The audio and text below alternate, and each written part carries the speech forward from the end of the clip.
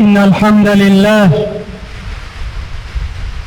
نحمده ونستعينه ونستغفره ونستهديه ونتوب إليه، ونشهد أن لا إله إلا الله ولي الصالحين، ونشهد أن محمدًا عبده ورسوله صلى الله عليه وسلم. اللهم صل وسلم وبارك على عبدك ورسولك محمد بن عبد الله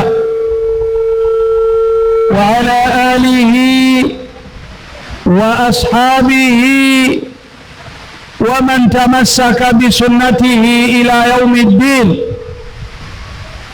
وأنا معهم برحمتك يا أرحم الراحمين. عباد الله، فإن أحسن الحديث كتاب الله، وخير الهدي هدي محمد صلى الله عليه وسلم،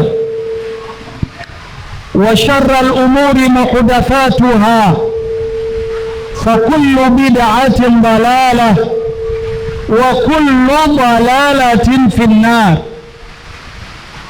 يقول الله سبحانه وتعالى في كتابه الكريم بعد الاستعاذة والبسملة: يا أيها الذين آمنوا اتقوا الله حق تقاته ولا تموتن إلا وأنتم مسلمون. وقال تعالى: يا أيها الذين آمنوا اتقوا الله وقولوا قولا سديدا يصلح لكم أعمالكم ويغفر لكم ذنوبكم، ومن يطع الله ورسوله فقد فاز فوزا عظيما. Ndugu zangu Waislamu, tunamhimidi Mwenyezi Mungu mwenye haki ya kuhimidiwa daima. Tunakiri upweke wake kwamba hakuna wa kuabudiwa daima isipokuwa yeye Allah subhanahu wa ta'ala. Pia tunakiri utume wa Muhammadin sallallahu alayhi wasallam kwamba ni utume wa haki, ingawa ni kero kwa wale waliomkufuru muumba wao. Tunamtakia rehma na amani zimwendee yeye na ahli zake, pia na sahaba zake na wote watakaomfuata kwa wema hadi siku ya mwisho. Tunamuomba Mwenyezi Mungu Subhanahu wa Ta'ala atujalie sote tuwe miongoni mwa hao. Ndugu zangu Waislamu, tukiwa katika mchana mtukufu ndani ya mwezi mtukufu, katika nyakati tukufu, tukiwa katika sehemu miongoni mwa nyumba zake Allah subhanahu wa ta'ala, lengo na maksudio ni utawa, ni kumcha peke yake Allah subhanahu wa ta'ala na kutekeleza maamrisho yake Allah subhanahu wa ta'ala. Nyakati hii ama nyakati hizi tulizomo ndani yake, tukiwa ndani ya mwezi mtukufu wa Dhulqaada, pia mchana wa pili baada ya mchana wa jana Alhamisi kuingia Badha, na tukawa katika mchana wa pili leo kwa siku ya 14 mchana wa Badha. Tunaichukua fursa ya kumwomba Mwenyezi Mungu Subhanahu wa Ta'ala atuwezeshe mimi na nyinyi katika yale mazuri, katika yale mema aliyotuamrisha Allah Subhanahu wa Ta'ala tuyatende, atuwezeshe kuyatenda na tutakabalie Allah Subhanahu wa Ta'ala mema hayo, iwe ni sababu ya kurehemewa, iwe ni sababu ya kusamehewa madhambi, iwe ni sababu ya kubarikiwa katika maisha yetu, iwe ni sababu ya kuongokewa katika njia iliyonyooka. Ndugu zangu Waislamu, leo tunaendeleza kufafanua miongoni mwa usia katika mambo 10 ambayo tulianza wiki iliyopita. Mambo 10 kutokana na usia wa Mwenyezi Mungu Subhanahu wa Ta'ala. Mambo 10 kutokana na tangazo, wito wa Mwenyezi Mungu Subhanahu wa Ta'ala kwa waja wake. Mambo 10 ambayo wiki iliyopita tulizungumzia mambo 5, ambayo mambo hayo 5 tukawa tumekubaliana wiki hii tuliyomo ndani yake ni wiki ambayo tutatimiliza mengine 5 kwa idhini yake Allah Subhanahu wa Ta'ala. Ndugu zangu Waislamu, tumo katika nyakati tukufu, ndani ya mwezi mtukufu, katika mchana mtukufu, ambapo mimi na nyinyi tujitahidi tufungue masikio, nyoyo zetu pia zipokee mambo haya.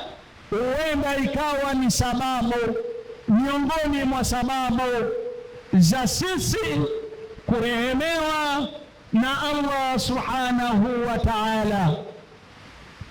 Wito wa Mwenyezi Mungu Subhanahu wa Ta'ala kutoka ndani ya sura ya 6 aya ya 151 hadi aya ya 152, ambapo kumekuja mtiririko wa makatazo ya Allah Subhanahu wa Ta'ala kwa waja wake, wayaepuke, wayakimbie, wajiepushe nayo kwa hali na mali.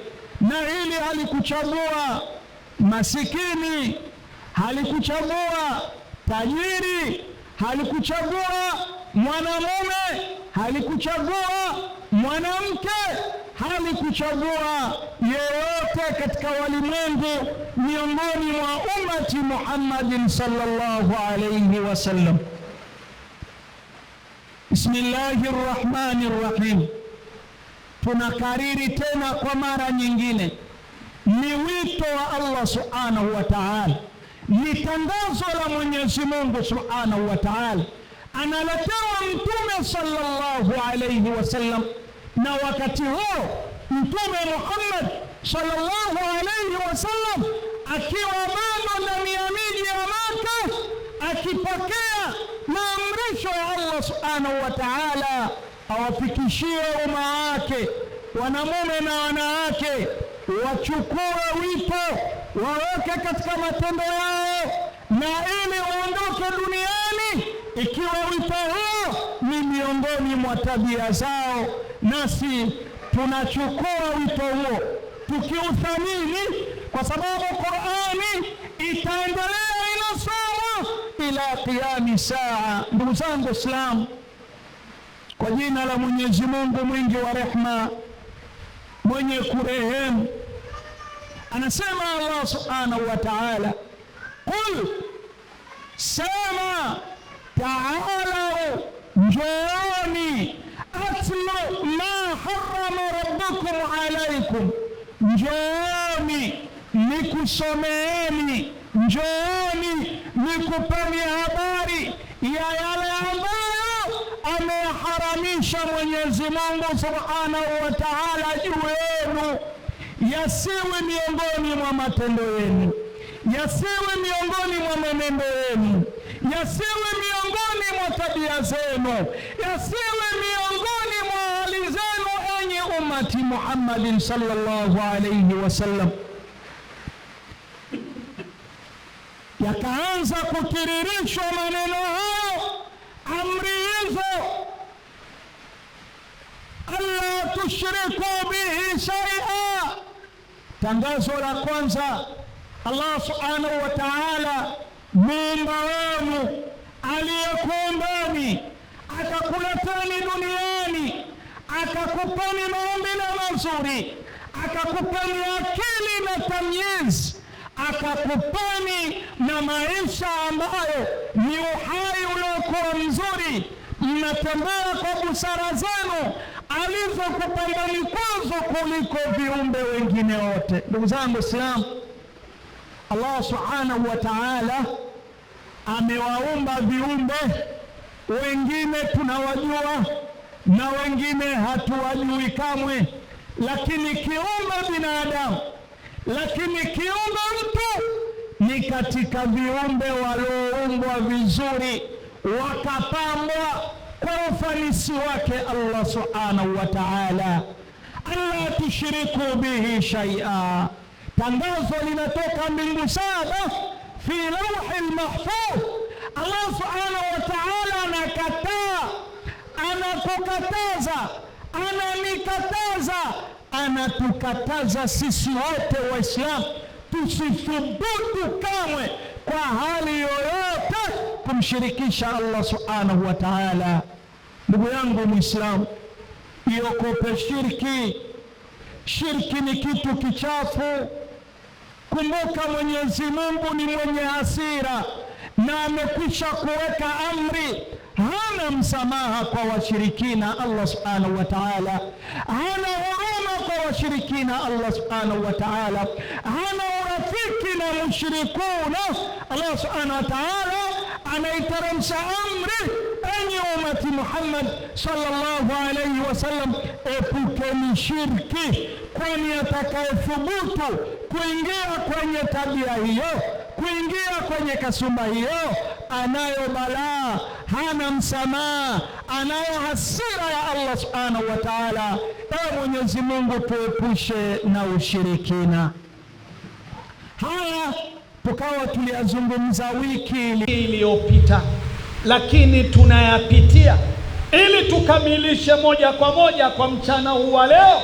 Anijalie mimi na nyinyi Allah subhanahu wa ta'ala tupokee wito huu ili iwe ni tabia zetu mpaka siku ya kuiondoka dunia hii. Allahumma amina ya rabbal alamin. Ndugu zangu Waislamu, jambo la pili, wabil walidaini ihsana. Chukueni amri enyi waja wa Allah, chukueni amri enyi watukufu Waislamu, na wazazi waliokuzaa watendeeni mema. Acha kuwageuza wazazi wako maadui, acha kuwahama waliokusababishia wewe sababu ya wewe kuja duniani, acha kuwakimbia wazazi wako. Hao ni njia aliyokuzawadia Allah ulioitembelea kuja hapa duniani. Unaitwa baba fulani, unaitwa mzee fulani, unaitwa bwana fulani, unaitwa mkubwa fulani, unaitwa patro fulani, unaitwa tajiri fulani, unaitwa bwana mkubwa, lakini ipo njia iliyokuleta, nao ni wazazi wawili. Ndugu zangu Waislamu, kwa upande wa mwanamke na wewe ni hivyo hivyo. Haungelikuwa mama fulani wala bi fulani, hapana, isipokuwa njia hii uliipitia ukaja hapa duniani. Leo unakuwa bi mkubwa, unakuwa mama mwenye heshima zake, unakuwa mama wa watu, unakuwa wewe ni mwanamke mwenye heshima. Kumbuka njia ulizozipitia. Ndugu yangu Muislamu, ni baba yako, ni mama yako. Wabil walidaini ihsana, tendeeni wema wazazi wenu, acheni kuwakimbia wazee wenu. Hao wameavumilia mengi ili mpatikane leo. Hao wamepambana na misukosuko ili mfikie hapo mlipofika. Hili likawa ni katika amri ya pili. Lakini amri ya tatu, wala taqtulu auladakum min imlaq. Jambo la tatu, msithubutu kuua vizazi vyenu, msithubutu kuwaua watoto wenu, msithubutu kuangamiza wanenu ambao mnaowazaa eti kwa sababu ya umaskini. Fanya tufunge kuzaa, fanya tufunge kuzaa ili tuangalie kama hao wenye wako tutawaweza kuwalea. hauna amri wewe ya kuleta riziki, hauna uwezo wa kuleta riziki, hauna nafasi wewe ya kuitengeneza riziki ya yeyote katika viumbe aliyowaumba Mwenyezi Mungu Subhanahu wa Ta'ala. Ndugu yangu Muislamu, acha kukimbia uzazi eti kwa sababu hauna kile utakachowalisha, eti kwa sababu hauna riziki. Hapana, Mwenyezi Mungu ndiye anayegawa, yeye ndiye analeta riziki. Ndugu yangu Muislamu, sikiliza aliposhindikiza amri hii Allah Subhanahu wa Ta'ala, akasema nahnu narzuqukum wa iyahum, mimi Mwenyezi Mungu ndiye ninakae ruzuku na mimi ndiye ninawatengenezea riziki hao watoto wenu. Acheni kuokopa kuzaa kwa kuokopa eti hamna cha kuwalisha. Mwenyezi Mungu ndiye mwenye kuileta riziki. Ndugu zangu Waislamu, lakini likaja jambo la nne nalo likaja, wala taqrabul fawahisha ma dhahara minha wa ma batana, acheni kusogelea maovu, yakimbieni madhambi, acheni kuyafanya maovu. Ndugu zangu Waislamu, hili ni tangazo kutoka kwa Allah Subhanahu wa Ta'ala. Tangazo lenyewe hili liko wazi, tangazo lenyewe hili linaeleweka kwamba usithubutu wewe kama Muislamu kuyasogelea maovu yale ambayo yanaonekana na yasiyoonekana. Katika maovu ambayo Allah Subhanahu wa Ta'ala anatukemea tusithubutu kuyasogelea ni maovu ambayo yanaonekana na yasiyoonekana. Kwa maana epuka uovu aliyoukataza Allah Subhanahu wa Ta'ala, epukana nao ili usije ukaanguka katika wale waliokasirikiwa na Allah Subhanahu wa Ta'ala. Ndugu yangu Muislamu, lakini jambo la tano, wala taqtulu nafsa allati harrama Allahu illa bilhaq. Allah Subhanahu wa Ta'ala anakemea pia, anakukataza wewe na mimi, anatukataza sisi wote Waislamu tusithubutu kuangamiza uhai wa kitu, tusithubutu kuangamiza nafsi yoyote, awe ni mtu mwenzio, iwe ni wewe peke yako. Kumbuka uhai ni kitu kitukufu, amekitukuza Allah Subhanahu wa Ta'ala. Acheni kuua nafsi isipokuwa kwa njia inayostahiki. Acheni kuingiza mabaya ya kutoa nafsi ambazo Mwenyezi Mungu ameharamisha kuzitoa isipokuwa kwa njia iliyo ya haki. Hii imekuja kuwa ni maana kwa umati Muhammadin sallallahu alayhi wasallama, usiue wala usijiui. Ni haramu, ni makosa mtu kujiua, ni makosa kujimalizia maisha, ni makosa kujiangamiza, ni makosa kujipa sumu, ni makosa kujipa kamba. Usije ukaingia kwenye hasira ya Allah Subhanahu wa Ta'ala. Haya mambo matano ndiyo mambo ambayo tumeyazungumzia wiki iliyopita, na hii ikawa ni sehemu ya kwanza. Allah akatua kwenye 151 akisema, dhalikum waswakum bihi la'allakum taqilun. Huyu ni usia ambao nakuhusieni nyinyi umati Muhammadin sallallahu alayhi wasallama, ikiwa akili zenu ziko timamu, ikiwa mnatuliza akili zenu vizuri, basi usia huo uchukueni na muutembelee juu yake. Ndugu zangu Waislamu, kabla hatujaingia kwenye mambo matano yanayobaki katika aya ya kufuata ya mwisho ya 152, tumombe Mwenyezi Mungu msamaha, hakika yeye ni msamehevu na mrehemu. Alhamdulillah nahmaduhu subhanahu wa ta'ala ونستغفره ونستهديه ونتوب إليه ونشهد أن لا إله إلا الله ولي الصالحين ونشهد أن محمدا عبده ورسوله صلى الله عليه وسلم. Shukurani za dhati zinamstahiki Mwenyezi Mungu mtukufu, rehma na amani zimwendee mtume wetu Muhammadin sallallahu alayhi wasallam, yeye na ahli zake pia na sahaba zake na wote watakaomfuata kwa wema hadi siku ya malipo. Tunamuomba Mwenyezi Mungu atujalie sote tuwe miongoni mwa hao. Ndugu zangu Waislamu, tukikamilisha hutuba yetu ya leo kwa ajili ya kuyafikisha mambo ambayo ni matano yanayobaki, ambayo ni makatazo, ni haramu kuyasogelea, ni haramu usipatikani ndani yake. Tunaisoma aya ya 152. Bismillahirrahmanirrahim.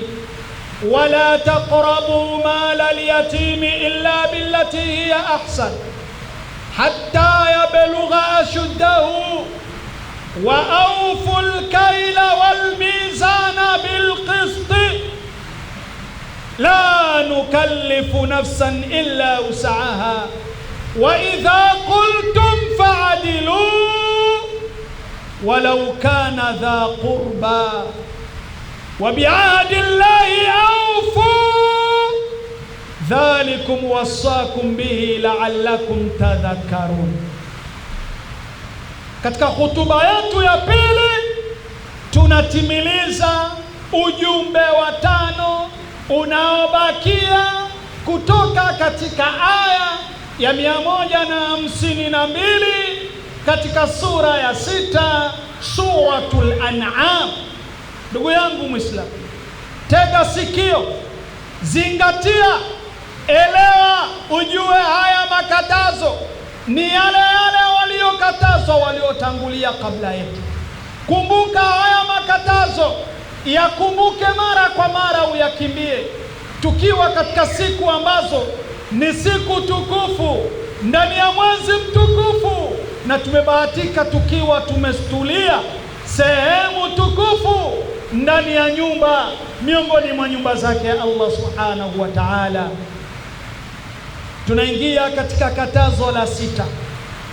Allah subhanahu wa ta'ala anasema wala taqrabu mala al-yatimi illa billati hiya ahsan. Ndugu Muislamu, mwanamume mwanamke, mkubwa mdogo, tajiri maskini, wewe hautizamwe ulisoma mpaka kiasi gani cha degree, wala wewe ni mjinga kiasi gani, lakini ujumbe huu ukufikie na uzingatie. Allah subhanahu wa ta'ala katika makatazo yake, katika yale aliyoyaharamisha, ni kuthubutu kuzulumu mali za mayatima. Wala taqrabu mala al-yatim. Wallahi Allah subhanahu wa ta'ala kwa lugha laini yenye kueleweka, Allah anasema wala usisogelei kwa ajili ya kuvamia mali za mayatima. Mayatima katika jamii za Kiislamu ni amri ya Mwenyezi Mungu subhanahu wa ta'ala kuwalindia mali yao, kuwalindia urithi wao, kuwalindia haki zao, kuwalindia kile ambacho wazazi wamewaachia. Ndugu yangu, labda wako nyumbani kwako, labda wako nyumba ya ndugu yako, labda unaishi nao, baba yao ameondoka, hayupo, wewe umewachukua, unawalea, unawalisha, unawavika kadiri na uwezo wako. Lakini kumbuka, kile alichokiacha baba yao, kile alichokiacha mzazi wao, kile walichoachiwa na wazazi wao, kiepuke, uokope kukigusa pasina nafasi ya sheria. Allah subhanahu wa ta'ala asema wala taqrabu mala al-yatimi. Hii wala taqrabu imekuja kama ile inayopatikana katika wala taqrabu zina, lakini hii imekuja wala taqrabu mala al-yatimi. Msisogelee pale, ni kwamba usichukue ukaweka mfukoni ukavimba mitaani ukaitwa tajiri, kumbe mali za mayatima umezihodhi, kumbe mali za mayatima zimegeuka za kwako, kumbe mali za mayatima ndizo unazovimbishia mabega. Epukana na jambo hilo. Lakini kwa upande wa islahi na matengenezo, Allah subhanahu wa ta'ala akafafanua akasema illa billati hiya ahsan. Unaweza ukasogelea, lakini kwa njia ya kutengeneza ile mali isiharibike, kwa njia ya kuwalindia ile mali isiendi hovyo, kwa njia ya kuwalindia mali yao. Unaweza ukaingia pale ukatetea, kama ni nyumba ilitaka kuanguka ukaisimamisha vyema, kama ni shamba lilitaka kuangamizwa ukatetea pale, kama ni akiba iliyotaka kuiba ukahakikisha umeweka mguu kwa ajili ya kulinda ile mali, hata yablugha ashuddahu, mpaka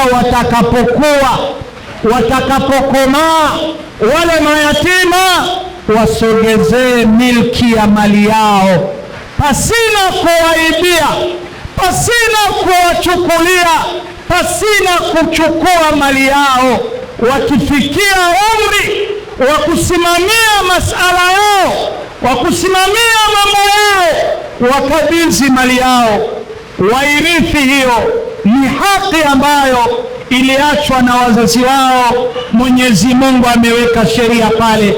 Usithubutu kunyang'anya, kuiba kwa ujanja, kwa hali yoyote, isipokuwa unaruhusika kuitetea na kuilinda kwa uzuri isije ikaangamia. Hili ni katazo la 10 ambalo Mwenyezi Mungu, la 6 ambalo Mwenyezi Mungu Subhanahu wa Ta'ala ametukataza, ametuharamishia tusisubutu sisi kuingia katika mali za mayatima. Lakini jambo la 7, wa awful kaila wal mizana bil qist. Lindeni vipimo, lindeni vibaba, wazembuliste, watu wa madepo na maduka, wapimie wateja wako vipimo sawa sawa na inavyotakikana kisheria. Kile wanachokuja kukinunua kwako, jua kwamba ni haki yao. Linda sana mzani, linda sana balanse ya kupima kila chakula, ile bidhaa wanayokuja kuichukua kwako. Ndugu yangu Muislamu, kibaba usikitolewi, kibaba usikipengeki, kibaba usikimbie, kibaba usimegue. Hiyo ni haki. Allah anaharamisha. Waislamu tusiibi, tusipunje, tusipokonye mizani na vibaba. Tunapokaa madukani kuwapindia wateja wetu, tuhakikishe tumelinda haki. Anachokitaka ni kilo 1, hakikisha kilo kimeenea. Anachokitaka ni kilo 10, hakikisha kilo 10 vimeenea. Anachokitaka ni vilo 100, hakikisha vilo vimeenea. Ndugu yangu Muislamu, ni haramu, ni katazo wewe kupokonya mizani na kuibia wateja wanaokuja kukushorea katika bidhaa yako. Ndugu yangu Muislamu, pima mzani wako kwa kati. Bil qist ni kwa usawa, kwa kutimiliza. Kwa hiyo ndugu yangu, katika tangazo lingine, jambo la 8, Allah Subhanahu wa Ta'ala amelizungumza wa idha qultum fa'dilu.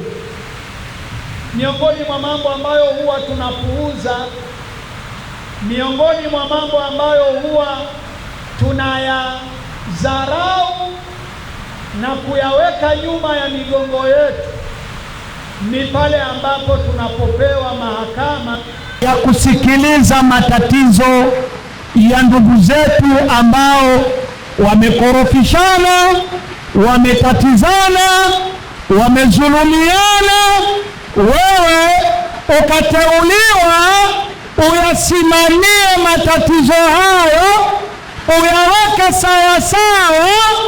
Sikiliza, Mwenyezi Mungu hapo amepaweka katazo, amepaweka uharamu. Muislamu usimamie matatizo ya Waislamu, halafu wewe umtizame huyo hana haki, hastahili kupewa sheria, lakini huyo hata kama hana haki ni ndugu yangu, ni mdogo wangu, ni kabila yangu, ni mkubwa wake na baba yangu, ni lazima nimtetee asije akaanguka ndani ya makosa. Ndugu zangu Waislamu, maisha ya kila siku yanatuingiza kwenye mizunguko mingi sana, ambayo mizunguko hiyo inatukutanisha na wenzetu pale ambapo wamekoseana, pale ambapo wamefanyiana makosa. Simama kati kwa kati.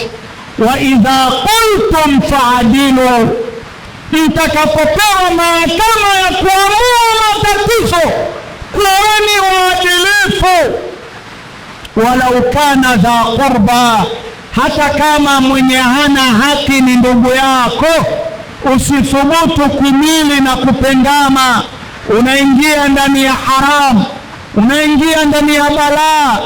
Kaa kati kwa kati, mwenye haki mpe, na asiyekuwa na haki mwambie, ndugu yangu, ijapokuwa wewe ni ndugu yangu, ijapokuwa wewe una daraja kwangu, ijapokuwa wewe ni fulani wangu, lakini kwa ajili ya Allah ninakwambia huna haki. Umemdhulumu ndugu yako, rudisha haki ya watu kwa mwenye nayo. Tusije tukasimama kwenye mahakama isiyokula rushwa siku ya Kiyama, Allah subhanahu wa ta'ala akatutokomeza ndani ya jahannama, mimi na wewe, na udugu wetu hautatusaidia kitu, na mali zetu hazitatusaidia kitu, na chochote kile tulicho nacho hakiwezi kututetea. Wa ila tuyaweke mambo sawa sawa, haki tuiweke pa nafasi yake. Hili ni katazo la 8. Ndugu yangu Muislamu, utakapoletewa matatizo ya wawili waliokorofishana, acha kutizama yule anayekupa ugali, acha kutizama yule anayekupatia nauli, acha kutizama yule anayeitwa ni kabila yako, ni familia yako. Tizama haki kwenye iko na usimame pale pale. Utakuwa umesimama mahala pazuri anapopaamrisha Allah subhanahu wa ta'ala. Na jambo la 9, ndugu yangu Muislamu, wa bi'ahdi llahi awfu. Hili ni jambo la 9. Tekelezeni ahadi ya Allah subhanahu wa ta'ala. Tekelezeni ahadi ya Allah subhanahu wa ta'ala. Ni ahadi gani tulionayo sisi kwa Allah subhanahu wa ta'ala? An'abuduhu wala nushriku bihi shay'a. Kwanza tukae tukijua tunatembea na ahadi ya Allah. Wako Waislamu aliingia msikitini akanyoosha mkono, ashhadu alla ilaha illa Allah wa ashhadu anna Muhammadar Rasulullah. Ndugu yangu Muislamu, hivi unakumbuka maneno haya yana maana ipi? Hivi unakumbuka wewe umeapa? Hivi unakumbuka umechukua mkataba na aliyekuumba? Hivi unakumbuka kama tayari umeingia kwenye njia ambayo haitakiwi wewe kuiepuka? Ndugu yangu Muislamu, ulikiri hakuna Mungu mwingine wa kuabudiwa. Sasa una mwaka mzima, sala zako ni Ijumaa peke yake. Una mwaka mzima, sala zako mpaka Ramadhani ingie peke yake.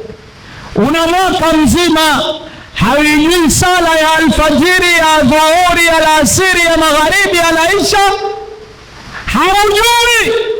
Wewe ndugu yangu, usihodhi amri na haki ya Allah, tekeleza ahadi ya Mwenyezi Mungu Subhanahu wa Ta'ala. Acha kudhulumu Mola wako, hasira yake ni kali kuliko vyenye hasira, maangamizi yake ni makali kuliko vyenye kuangamiza. Ndugu yangu Muislamu, wa biahadi llahi aufu, tekelezeni ahadi ya Mwenyezi Mungu Subhanahu wa Ta'ala. Acheni kukimbia misikiti, ingieni kila mnaposikia nada, ingieni kila mnaposikia adhana, mumsujudie Mola wenu. Hapo ndipo panapatikana msaada wenu duniani na kesho akhera. Dhalikum wasaakum bihi la'allakum tadhakkarun.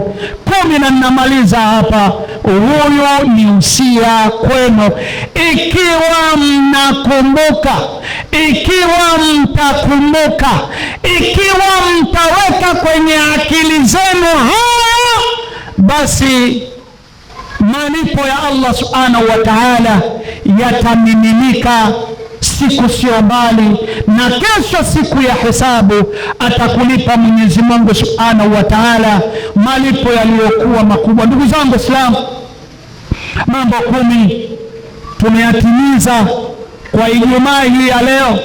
Chukua, tekeleza, tia kwenye matendo yako, tia kwenye tabia zako, tia kwenye desturi yako, uwe ni miongoni mwa wanaomcha Mwenyezi Mungu Subhanahu wa Ta'ala.